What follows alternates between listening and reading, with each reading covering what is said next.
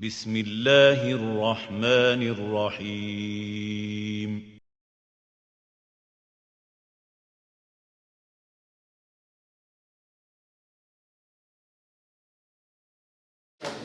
ماہرین عبرانیات اور ماہرین ادب کہتے ہیں کہ زبان ہر 4 سے 5 میل کے بعد اپنے لہجوں کو تبدیل کرتی ہے. اس کے انداز و بیان میں کچھ تبدیلیاں ایسی آتی ہیں. آئیے ایک چھوٹا سا سنتے ہیں خاکہ زبانوں کی تبدیلی اور زبانوں کو گھماؤ پھیلاؤ کے بارے میں. اختر عالم انوی صاحب سے گزارش کروں گا جو اس سے تشریف لائے ہیں.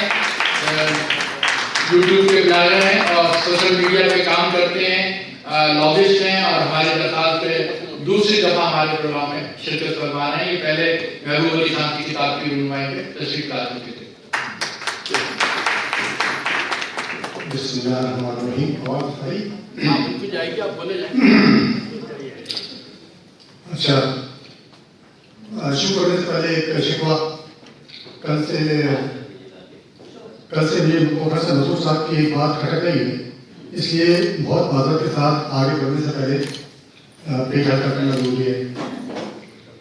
کل پروفیسر صاحب زبان کی بقا اور تحفظ کے بارے میں بات کر رہے تھے، لیکن یہ وضاحت کرنا بھول گئے کہ منہ زبان کی تحفظ کی بات کر رہے تھے یا اردو زبان کی تحفظ کی بات کر رہے تھے. منہ میں جو زبان ہے اس کا تحفظ اردو زبان کے تحفظ سے کہیں زیادہ ضروری ہے.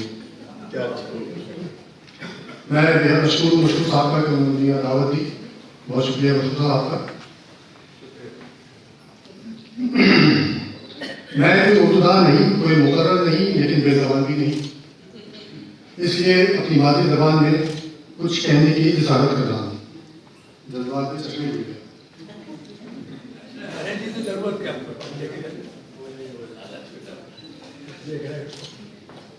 جی میں کہہ رہا تھا کہ میں کوئی اردو داں نہیں، کوئی مقرر نہیں، بے زبان بھی نہیں، اس لیے اپنی مادری زبان میں کچھ کہنے کی جسارت کر رہا ہوں. میری مانیے تو اردو زبان مختلف رنگوں سے نکلی سجی اور سروی زبان ہے، یا پھر یوں کہیے کہ اردو زبان 7 سروں کا پراسرار مجموعہ ہے جس کے سر موسیقی کی طرح دنیا بھر کے لوگ کچھ نہ کچھ سمجھ لیتے ہیں. لکھنؤ میں اردو بولیے تو یہ راج کماچ یا بہار رہتی ہے. حیدرآباد دکن میں میاں کی ٹھومری، اور آگے دلی کے درباری کوٹوں پر چڑھ کر جھوپڑ پٹی کو جھانکیے تو راگ کوڑی کا گمان ہوتا ہے. عجیب زبان نے صاحب کی اپنی انفرادیت ہونے کے بعد بھی امنگوں کی طرح زندہ رہتی ہے. لیکن شاید اس مجسمے کی طرح جو کبھی زندہ تھا لیکن اب بھولا جاتا ہے، یا پھر اپنے لہجے محاورے اور خوشبو کے بغیر بالکل ایسی زندہ ہے جیسے کوئی دریا اپنے کناروں پر ترسے. جدید اردو کے مخصوص لب و لہجے اور تلفظ کو ایک طرف اور رب کے حساب سے ذرا پرے رکھ کر دیکھیں تو دلی کے مخصوص طبقے نے مغل دور میں اردو کو اپنے الگ رنگ سے رنگ لیا تھا. یہ بیچاری شعبہ میں کارخانداری اردو کہلائی. کارخانداری زبان میں آپ کو اردو کی بے قدری تو ضرور محسوس ہوگی، لیکن اس کی مٹھاس میں کمی نہیں آتی.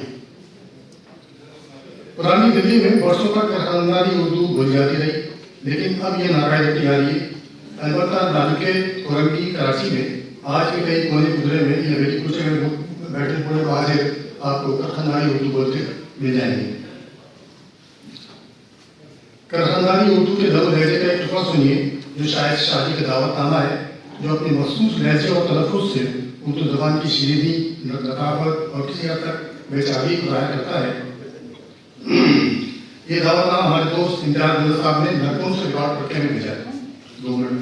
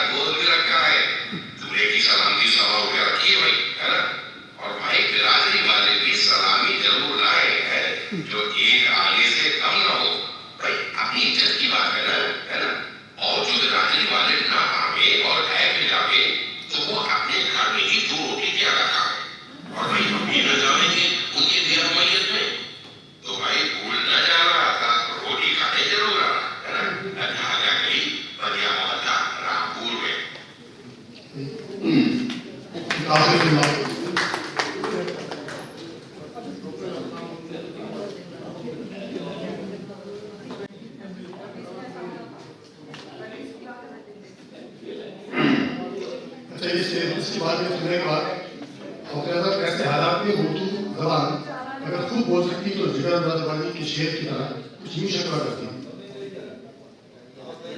आपसे मुखातिब खास तौर से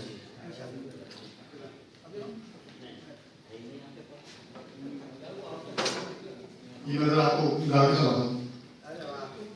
अब इसमें जान मेरी जाए या रहे सैया, अब इसमें जान मेरी जाए या रहे सैया, बाहर में तो न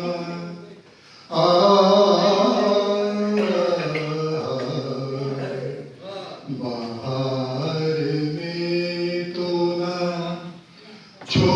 छोड़ूंगा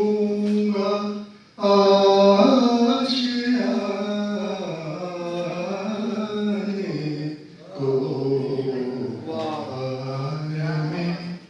तो ये जो उर्दू कॉन्फ्रेंस है ये उर्दू के लिए बहारी या